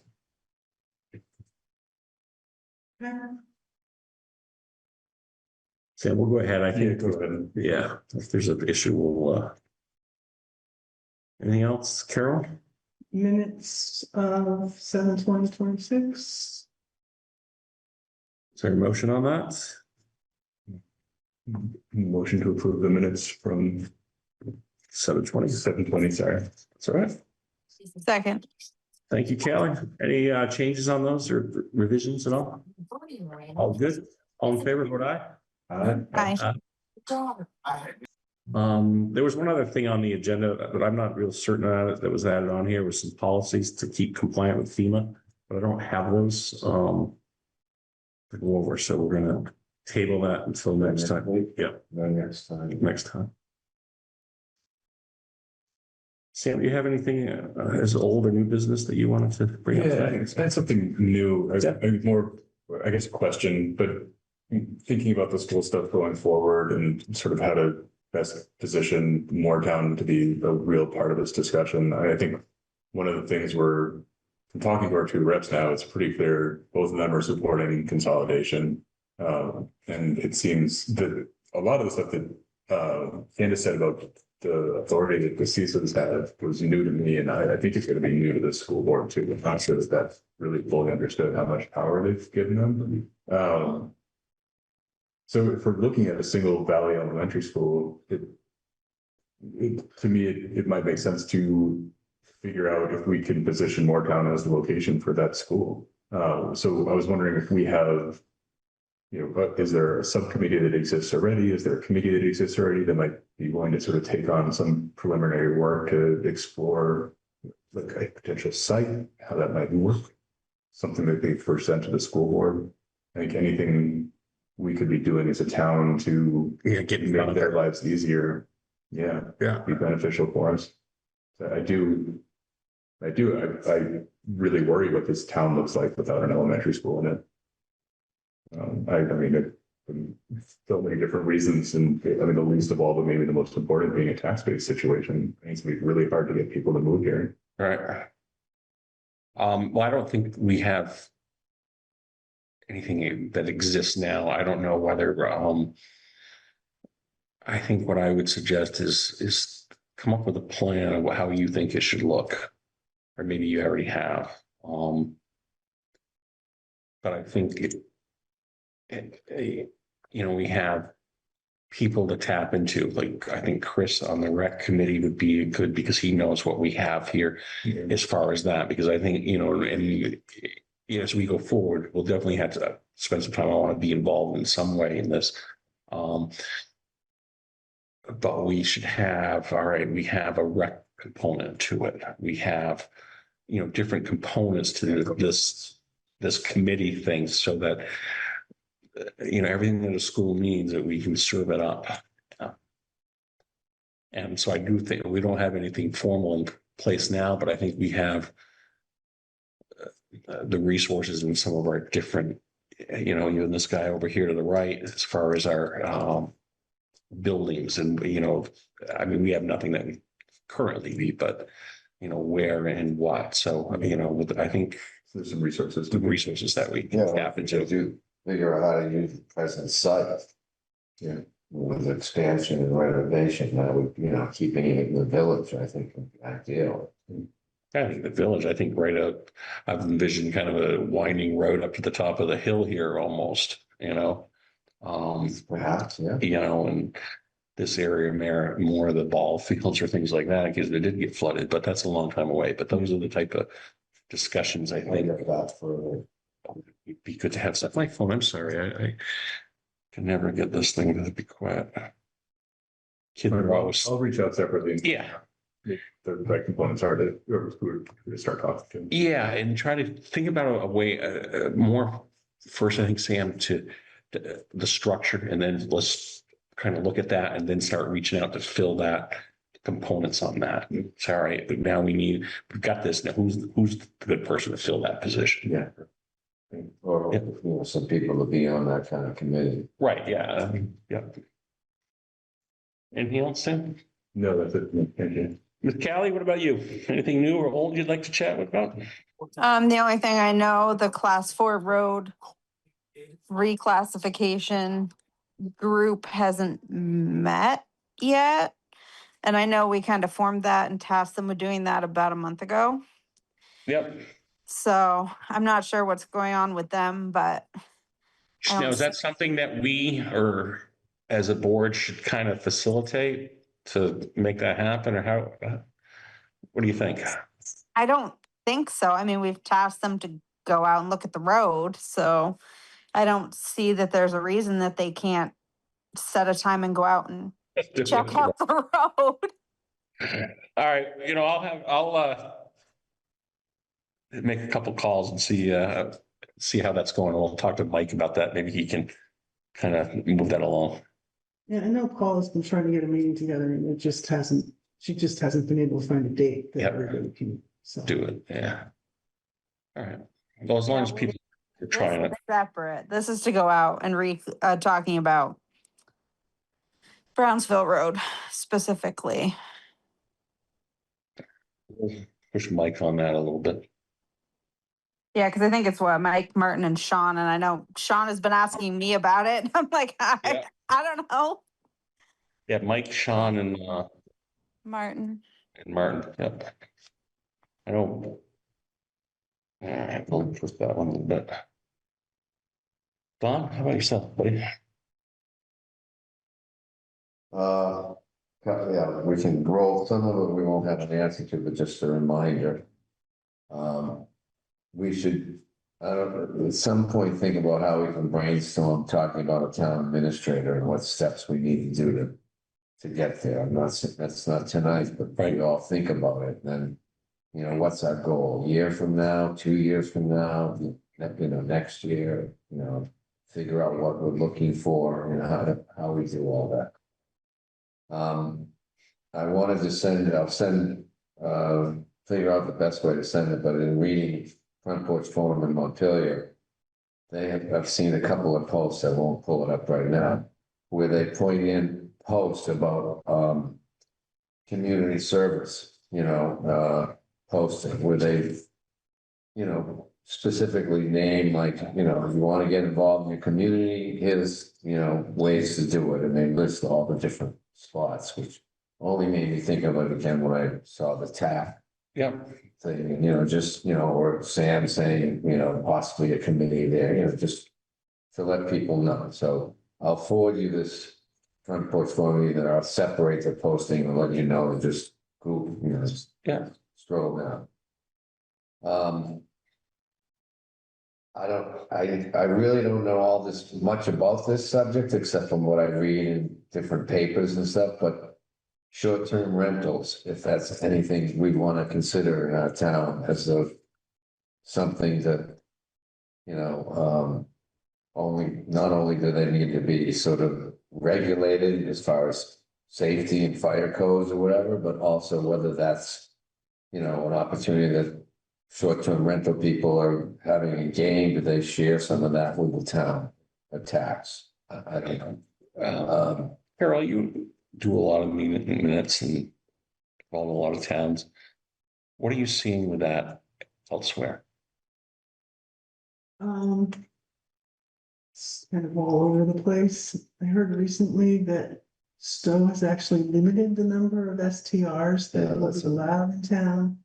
Warren has been working with software that they're not real pleased with to get registrations in place, and the compliance rate is not what they anticipated it would be.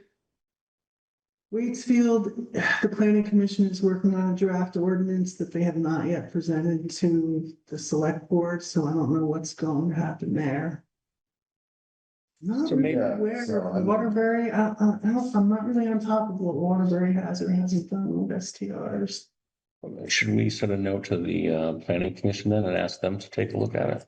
Yeah, I mean, it might be just something down the road, I don't know, I know that, but it's not like, we have a couple of businesses in North Moretown, and, you got a store here in the village. Certainly. I've looked a couple of times and I can't really remember even anecdotally what I found, but I don't think the number of STRs that show up on a search on Airbnb or something is anywhere near what you would see. I mean, Warren's got a lot because they've got all the condos up at the mountain. I personally haven't heard any complaints about issues in Moretown, parties, too many people, septic capacity, the different kinds of things that you hear about, or the impact on long-term rentals from short-term rentals. That just, I don't know if those issues exist in Moretown the way that they appear to do in other towns. She thought you brought that up. Is that something that you, Well, I have heard of instances, and I can't think of the name of the road, it's off the Moretown Common, road. Well, Honan Road, Honan, I right, have heard a couple of yeah, things about about- speeding. on that road. So that was one of the things that, and then I heard from Martin about someone, who was complaining about the condition of the road, who was, there on a short-term rental, and it was like, hey, So, no, it's not, just, and I've only just, I don't know that much about it myself, only that, I've just read like in Stowe or Warren and what, and I just was wondering if that's. I'll reach something out. I that we think it could is do. I something don't that's know. on the radar of the planning commission, but I don't know that it's on the near-term radar. Yeah, then maybe it doesn't need to be, It'd be interesting to see what Waitsfield ends up putting forward, and then it's worth something that we just want to mirror to sort of stay. right? I mean, there's no Yeah. sense of reinventing the wheel on that stuff. Let it pasteurize a little bit and see how it goes. Okay, moving on, because I unfortunately do have a bunch of stuff, so the town hall. So we went through a little bit of a design figuring out with Ken and the sidewalk impact to the concrete that was there, because there was always a big puddle there. Yeah. And so when they were gonna be pouring the concrete, how that was gonna interact with the sidewalk. So as it turns out, it's happening and doing it, but it's basically going to the first step, there'll be a little bit of a slope there, 2%, something like that. But what it meant was taking the railing apart, the base, which was all rusted as it is anyways. And so right now we've installed, Jim O'Neill, thank you very much, shout out to him. He did most of the work. If you go by and you'll see there's a temporary system holding the railing in place. Because we needed to get it out of their way for the pouring. Yeah. So there's a cost there. That for some materials, for some of Jim's time. And then now I'm looking into I don't think the scenario is gonna be probably to replace the railing, because the top stanchion posts are rusted at the bottom as well. And some of the railing, it's not, there's nothing that special about it. It looks nice. It's not historic per se. But it does have the little, the balusters and the railing. I mean, we can certainly replace what's there. But just a heads up, I'm gonna get some prices and at least it's secure and safe right now. So that's going on with that. Trying to just fire up and do some facility stuff. We're also looking at the roof for the History Center. Because that needs to be replaced. We put it in the budget. As it turns out, Sherilyn sent me an email today about a grant from Historic Preservation, not the village trustee one, another one. Okay. She didn't copy you on. So I told her that we should look at it for the History Center. You know, the quotes are, I've got 2 quotes there. We've got to work it out. It's close to what we've budgeted, so I think, well, we budgeted 12 and we have a quote for 12, but there's 2 ads to do some additional bracing for $500 or $600. And we need to make a decision about the chimney. Because the chimney below the roof is fine, but above the roof, it's falling apart, you know, so it either needs the cost of repairing it, it's not being used. Or whether we can take it down and just patch the roof. So I'm trying to find out if it's on the historic register and all that stuff, so that's where we are with that.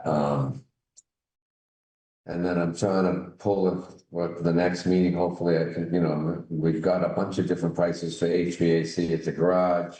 The bottom line, I think at this point is probably the quote from Gillespie to put in a dehumidification system.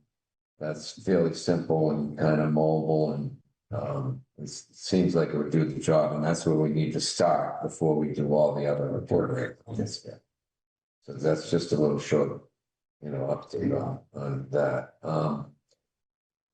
To just a quickie with Mike's email about this floodplain violation that Trevor just came in. Mike Brown sent that email to us that is it really a state item or is that what's happening? I can bring you up to date on that. Or is that for future discussion?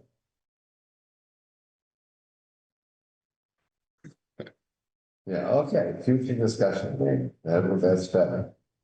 Yeah, why don't we, It mostly is a state Issue, issue, okay, and it's pretty close to being resolved. okay, And the draft permit for that work has been issued, and the final permit should be coming through at any time. And I don't think there will be any changes from the draft permit. okay. so that, and that's why I was kind of fairly quick with that tonight, because it's already been gone through in this. There was a DRB meeting last week that was all hashed out. Okay, cool. DRB meetings. Oh, that was actually different matter, but I'm sorry, I Related. confused, related, but same people. So I apologize at the last meeting, we decided that we'd ask the Pony Farm folks to come in. And come in at like public comment instead of, you know, a set time on the agenda. I told him I have to go reach out to him and tell him to come tonight's meeting, so. I'll keep it on my list to have him come to the next meeting. Yeah, on that, and I wasn't obviously here for that last meeting. What? Because we had decided we were gonna send him a letter and say, look at your. Yeah, but then I said, let me go talk to him, and they said, he showed me some stuff that he's done some research on, and I said, look. And then I, at the last meeting, said we could either do a meet there like we did once up on whatever, road, Freeman Hill Road. Remember, we looked at a trail, we had a meeting before the meeting. Anyways, to either meet there and listen to him, or then we decided at the meeting last week, it would be just having a come to me. And then after, you know, after we have that, then we Decide what we did, all right, I just. So I apologize that I forgot to. That's fine, no, it'd be good that Mike was here for that, probably. Right. And the only other thing is just on the side, you know, as we finish up the sidewalk and the crosswalks go in. 2 things to think of that I've seen recently, and I think it's being done in Vermont, it might not be done right away here, but of actually the whole crosswalk being painted a color. A solid color, instead of just the lines. And that from what I've, you know, a little bit of research it does have a slowing down effect, you know? Because it's not, you know, so something to think about. And then if you saw last week in the Valley Reporter, Waitsfield's trying a little pilot project where they have these flags that are hanging in a little bucket like, you know, I saw them today when I was in Waitsfield. So they're on both sides, you know, because we're not gonna have flashing lights or Right. anything. So if you're going across the street, you grab this flag and you wave it and you make your eye contact. I mean, that's how they talk about them, yeah. And you wave it and you go across the street and you put the flag on the other side. So, you know, it might be, when you go to Waitsfield next time, check it out. It might be something you might want to consider here, especially at least at the post office one. Right. You know, because people coming around the corner, you're gonna want to be waving the flag. They'll just go down and, you know, take their flags down. Yeah. Bring it down this way. Yeah. Keep walking with them. So anyway, something to think about. That's it. So maybe you can ask John with the TAC or something. Maybe they might know something about the color or how you Yeah, do that. there you go. When I'm talking to him tomorrow, he Yeah, knows about Check that. in with Yeah. that. So maybe that's, That'd be cool. And I will try to initiate that law about, you know, the noise, all right. you know. All right, not a lot, just wanted to bring you up to date, talking to Martin, the 2018. We have a lot of problems with that. There's, about $18,000 worth of work. I don't want to get into it, but he really attributes it to when the truck was down, it was down. What's 2018? Sorry. The 2018, that's the international, tandem truck that we have. Oh, okay, sorry. No, I didn't know. I was confused. That's, I'm sorry, I get talking to those guys and I use their terms and it's the 2018, of course it is. Yeah, drop, yeah. Yeah, I thought I was an actress or something. My apologies. So either way, so we're looking at roughly $18,000 there. A lot of it's, there was some box that was rusted, but it's taken a lot of beat from the salt. It was down for 2 years and they couldn't clean it. So either way, that's been a nightmare. And then the Kubota is down and that looks like it's going to be around an $8,000. Yeah. You know, asking, you know, are there any maintenance issues or things like that? And it doesn't appear, you know, just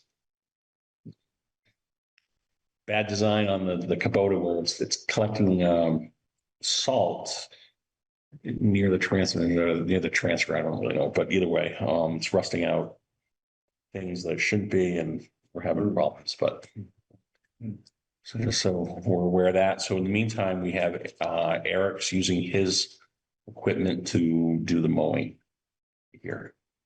Oh, Because we've been out a mower. So I've asked them, or they're that's the mower, the Kubota. right, that's what we mow with. So he's gonna submit invoices for his equipment use, which I have asked them to do, because we can't expect somebody to use their And equipment. what's the schedule to fix the Kubota? I'm thinking it should be soon. I mean, it's Yeah. been there for about 3 weeks. Oh, it's been in the shop now. It's, yeah. Oh, I yeah. think, remember, John, the day that we were here, Yeah, it broke down in the front. yeah, So it's been, what, 3 weeks maybe? yeah. So we should be getting it back rather soon. I think, like I said, we had a good day in court last week. We got this 80,000. I think I'll speak to Ron and find out what his fees are, but I'm expecting probably in the $30,000 range. So we got around 50,000. I don't know, and we don't need to decide tonight, but whether we want to just put that to the general fund, whether we want to, you know, have a different fund for it and maybe use that for, you know, I don't know, The path and the roads is, something like that, or set aside, or we also have these buyouts that are happening. You know, we've got the tax loss there. So, you know, there's plenty of places to put this money, but just want to let you know that we do have it. And I think we're on the path to get that place cleaned up, fixed up and they will sell it. And, you know, he mentioned to me, you know, the public that, you know, he just wants to sell it. So, I mean, someone can come in there that wants to, you know, probably get it for less than 100,000. You probably need 300,000 or 400,000, but then you've got 6 apartments and probably would be a bad deal. Yeah. This one wanted to put some equity into it. They probably do all right. Well, I want to thank you for all your hard work on that. I'm glad it sounds like it's over. Yeah, I think it's finally So, I over. mean, Ron's off the case now too, probably. Yeah, the only thing, I mean, we're following up on a few things. We want to make sure, not that I'm concerned about the check, but you know, that's Sherilyn. I want to make sure that check goes through. It went in today. We'll just, a lot of things that we're crossing our, you know, we've got our things, but he's pretty much off he's off the wallet, if you will. Yeah, and thank you very much for doing that and spending that day in court. Sorry, I couldn't make it. I was with a brother who was really. Family certainly is much more important, and it was not that. You know, worked out. It worked out just fine, and we all do plenty of things. So you know, it's good stuff. So I think that's it. I think we can wrap it up. You know, we all have a few things to work on. Sam, you've got, you know, the school thing. I think that committee, I think that's a good thing to be concentrating on. We'll move that along. Oh, one other thing that I wanted to bring up is, remember maybe a month or so ago, I had Sherilyn, or I think it was Sherilyn or Sasha, sent you a link to exact time. We were looking for it. It's kind of a. Oh, yeah, Did you guys get a chance to look at that, anyone? I did. Yeah. It was about monitoring, having the roads crew being able to sort of monitor where different issues were cropping up and how they were being dealt with. Yeah, and it's for really, so like with our FEMA, you know, we're always trying to figure out how we can track really our expenses. And this seems like it would be, you know, we've tried I don't know, 2 or 3 different things since I've been here. And this seems like, all right, let's, you know, if this is one we want to give a shot to, but actually the guys would, we could use it as a time clock as well. So there'd be electronic sign in. So it would make it easier for them. All that stuff would be electronic and sent to Sherilyn, the treasurer. So there was a little less movement that way, as far as, I think it'd be just more efficient. And, you know, I watch it. I don't know if you spent some time, but I actually I watched it, and then the salesperson gave a demonstration. So I think that might be the next step if people think it's worthwhile to listen to it, how it works.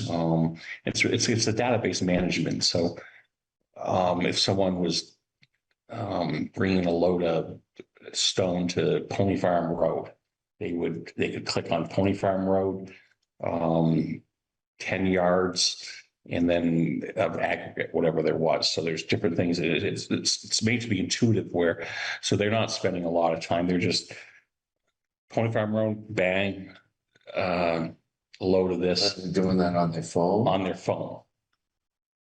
My thought is, though, that we would probably Give them a phone. Company phone. Give them a company phone, because they're not going to want the tracking on their phones and all the other stuff. But I think we need to do something different. I mean, it's been years, and I think we lose a lot of reimbursement from, because we're not, you know, these guys at the end of the year or the end of the quarter, or even at the end of some of these projects, if you come in, you know, there's either Martin or Rodney. They're all sitting around the table trying to figure out, all right, I put 10 yards here, or I did this here. And so I just think, you know, for efficiency. Well, they spend a lot of time sitting there trying to enter all this stuff, and now it would be entered. Right. So they'd have. Streamlined. It would be streamlined. Yeah. I think it would be much easier, quicker for them, and more accountable. Yeah. I mean, this software stuff always makes me nervous on the cost and subscription. Yeah. So, subscription. Yeah, I think it was right around $1,000, which is quite reasonable if it if it works. It works. Yeah. You know, we've had bad luck with those. You know, we've had, I think, 2 here. Some of them, it's because it's too cumbersome and the guys don't do it. And then there's not enough oversight to make them do it. And then some, it just, even if they did it, it didn't work like where they should. So, You think we could work out a trial period with the company? And we need to invest in the phone, so that's sort of a. yeah, we can look into that. Do it for a month and like. On their phone, maybe. Yeah, that might be, I do. Person for some phone time. How we got, or how I found this, I have a friend of mine uses it for his construction company. C-Card Construction is a fairly good sized construction. He said he used tons of different things and he's finally, he said, this is one that finally works. It just, he says, it seems to make it easier. And he says, I'm not losing loads here and there where, a slip is gone or something like that. And, It sounds interesting. It sounds like it would be something that we should maybe sit with the yeah, team first and say, what do you think of this? Do you want to try this? Do you want to, yeah, no, I think it would make Martin's job easier, it sounds like, than oh, absolutely. No, the hours he has to spend trying to enter right. the stuff. Change will be for FEMA and, change will be a little bit different for them. I mean, everyone's a little resistant to that, and I don't blame them. I think we all are. But I think once they started to use it, they would feel it was easier. And some of the things that they don't really care about because they don't have to. But as far as the loads and where those things are going for, it's falling on Martin and such. So there'll be a little change for them. But so what I'll do is let me talk to the sales person and find out where we could get a presentation for the board and then for the guy so they could see what it was as well. would your contractor friend be up for talking to the guys maybe? Is he local? I mean. He's in Barton. He might. He might. Yeah. Maybe. Yeah. Feel more comfortable with it or something. Yeah, people that are just even, maybe even on that end, some users, some of the guys that are actually in the truck. Because it's easy for people, administrators to say, use this or this is easy, but what about guys that actually use it? What are their thoughts? But I'm sorry, and this is an email that you sent that we saw? I can have resent. It was Sherilyn. It was called, there were two links that she sent to you, I believe. Really? One was for this exact time. And then there was another local person from Brownsville Road, I think. What the hell's their name? He sort of built up his own software from scratch. Yeah. And so I looked at that, and that actually has, I think, a value, but more towards the residents of Moretown. And that would be one where, Martin had put in this road is closed or this is problems here. People could go on and kind of look to see what's. People could self-report stuff too. Right. So, yeah, I think there's actually value in both of them. I mean, both doing two different things, Sounds but interesting. good stuff. So. Callie, did you have anything for us? No, I think he's. Yeah, no, I think with the phones, if you're looking at getting phones, try to set up a FirstNet plan. Would say FirstNet. Well, we can talk offline about it. I want you to, did you get a chance to see the presentation of that? Yeah. Link? Yeah. What was your thoughts? I mean, it's worth a try to see if it's gonna work. Yeah, so I'll get your times. I want everyone to be able to listen to this presentation, then ask questions so that we understand why the value is there, or what the value is. So we'll try to get that happening. But if there's nothing else, I would move to adjourn. After we've got some things signed, Sam, it's just warrants. You're going to second that, Don? Yep. All right. Any further discussion on it? All in favor, vote aye. Aye. Thank you, Kelly.